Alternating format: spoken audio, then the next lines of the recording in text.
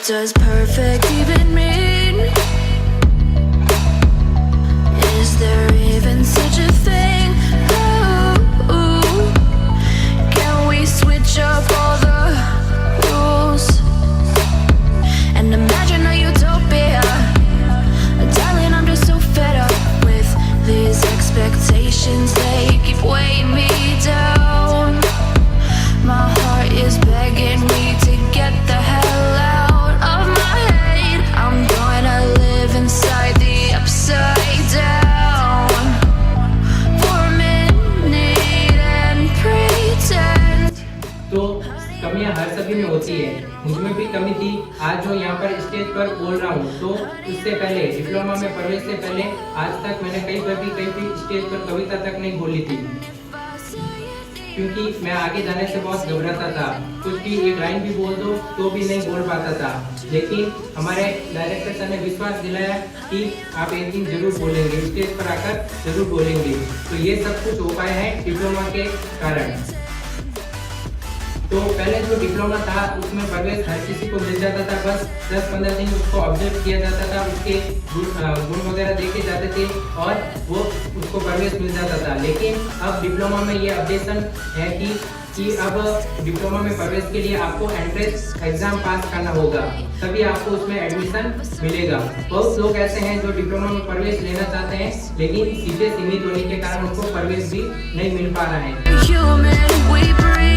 Every single thing we see curated, it's overrated. These expectations, they keep weighing me down. My heart is begging me to get the hell out of my head. I'm gonna live inside the upside down for a minute and pretend. Honey, I'm a perfect 10.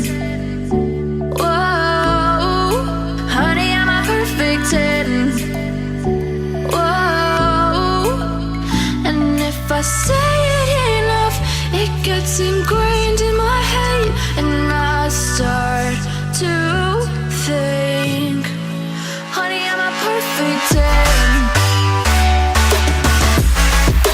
Honey, I'm a perfect 10. यहाँ पर आने से पहले मतलब diploma एक ऐसा मतलब course है जिसके अंतर्गत आप एक जो कंप्लीट होने के बाद एक अच्छी जॉब प्राप्त कर सकते हैं।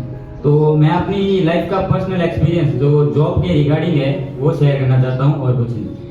तो जब 12th पास की मैंने, 12th पास करने के बाद हर किसी को लगता है यार सपनों के लिए कुछ करते हैं, अपने लिए कुछ करते हैं, ठीक है। जिंदगी 12th के बाद एक नई सिरे से शुरू हो जाती है कि स्कूल से बाहर निकल के अपन जो जिंदगी होती है वो पूरी तरह से लगभग बदल जाती है। तो जब दो चार दोस्त थे, सब कहीं ना कहीं जॉब करे तो अपन को भी लगा भाई अपन भी कहीं जॉब पे जाते हैं। तो पहली जॉब जो मैंने की वो की मैंने फ्लिपकार्ट में एज ए कोरियर बॉय, ठीक है। तो वहाँ पर लगने के लिए मेरे को कम से कम 1.5 महीना 45 दिन लग गए। उसके बाद तकरीबन 2 महीने वो जॉब की। तो सबने कहा था यार 2 बजे तक फ्री हो जाएगा, कोई दिक्कत नहीं। अपन कहा ठीक है 2 बजे फ्री हो जाएंगे, मम्मी का हाथ का सीधा करा के खाना खाएंगे।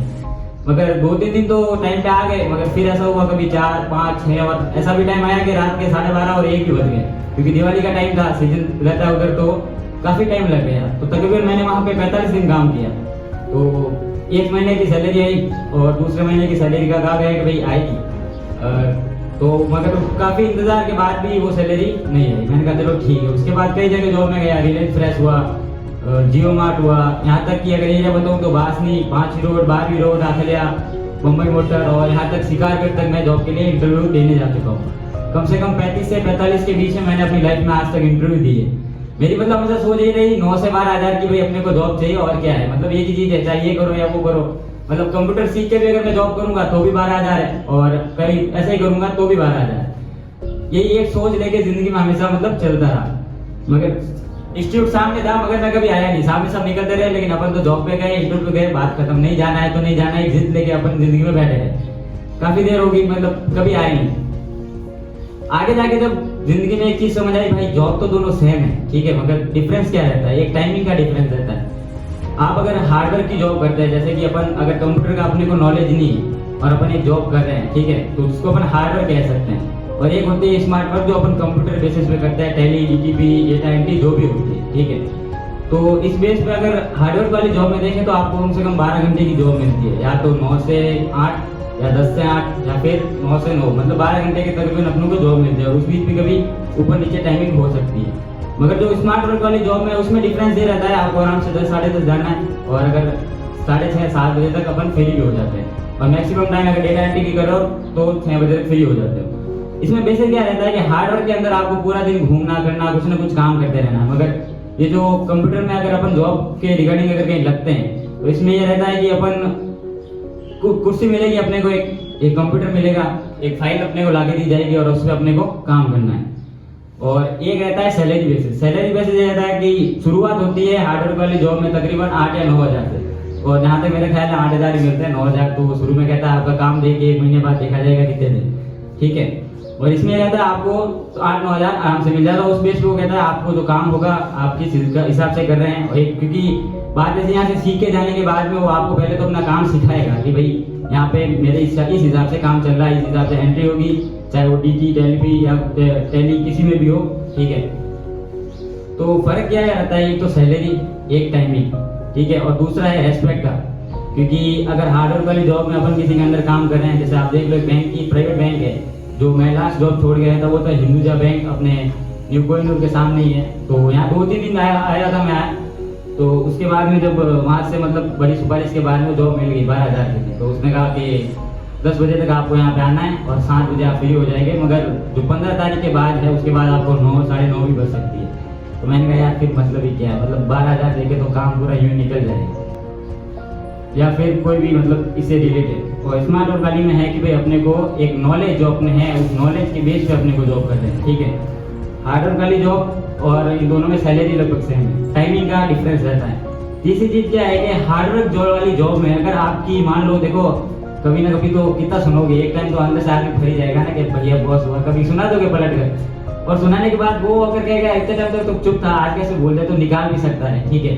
तो वहाँ से निकलने के बाद क्या होगा, वहाँ से देखो 8,000 से शुरुआत हुई थी, आज 15,000 तक पहुँच गया 4 साल में। मगर होगा क्या कि वहाँ से निकलने के बाद में वापस शुरुआत 8 या 9,000 से ही होती है, 15,000 आपको कोई नहीं देगा, ठीक है। और यही अगर अपन स्मार्ट वर्क वाले जॉब में देखें तो अगर अपन वहाँ पे मान लो अपन काम कर रहे हैं एज अ डेटा एंट्री मान लो, तो आप अगर एक कंपनी या किसी इंस्टीट्यूट या किसी भी जगह पे अगर अपन काम कर रहे हैं तो पहली बात तो 2-3 साल या 4 साल काम करने के बाद सैलरी भी अपनी मान लो 15,000 हो गई, ठीक है, वो बढ़ा देगा। तो उसके बाद अगर उस अपने को ना निकालने के रीजंस क्या है, उसको पता है यार इस बंदे को मेरे को बताने की जरूरत नहीं है कि कौन सी एंट्री कहाँ पे कैसे क्या करनी है, इसको सब नॉलेज है, इसको मतलब ये पेपर जो है लाके दे दिया, ये अपने आप अपने हिसाब से करके दे देगा अपने को थोड़ी देर के बाद, ठीक है। तो वो निकालने से पहले भी सोचेगा। और बाई चांस अगर निकाल भी दे, मैं ये नहीं कहता कभी या तो फुटका गाड़ के बैठे अपने को कोई निकाल ही नहीं सकता, ठीक है। अगर निकाल भी दे तो क्या होगा कि जो एक्सपीरियंस है ना मेरे दोस्त, उसकी अपनी अलग एक कीमत होती है, ठीक है।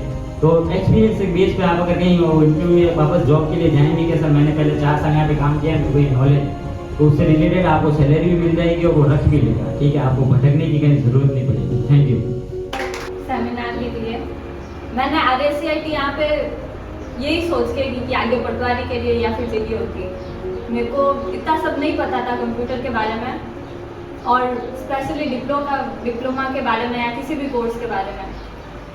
तो thank you so much sir कि आपने ये सेमिनार ऑर्गेनाइज किया, और मुझे काफ़ी कुछ सीखने को मिला इस सेमिनार से। So thank you so much. Good afternoon everyone.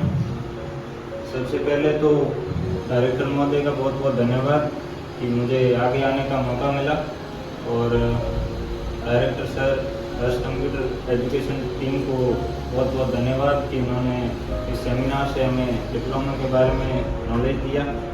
और बात करें अगर हमारे इंस्टीट्यूट की तो बहुत अच्छा है, और जिस तरह से हमें कंपटीशन और भी बहुत ज़्यादा अग्रेसिव करती है। बहुत बहुत धन्यवाद, मुझे आगे आने का मौका मिला, धन्यवाद। सिस्टम को पहले तो मेरी हिम्मत नहीं हुई यहाँ पे बोलने की, वो उठे तो मेरे को मिली आती है, इससे मैं ट्राई करूँगी कि पहले मैं उठूँ। और सेकंड ये कि मेरे को जब मैं फर्स्ट टाइम सर के पास आई थी, मैंने कहा मेरे को RSCIT करना था, मेरा कॉन्फिडेंस लेवल ना बहुत इतना था। और जब सर के साथ हमारे कहीं पे घूमने भी गए थे हम लोग, तो उससे थोड़ी मैं और बड़ी और आगे जा रही हूँ। तो नेक्स्ट मेरा अगली बार यही रहेगा कि फर्स्ट में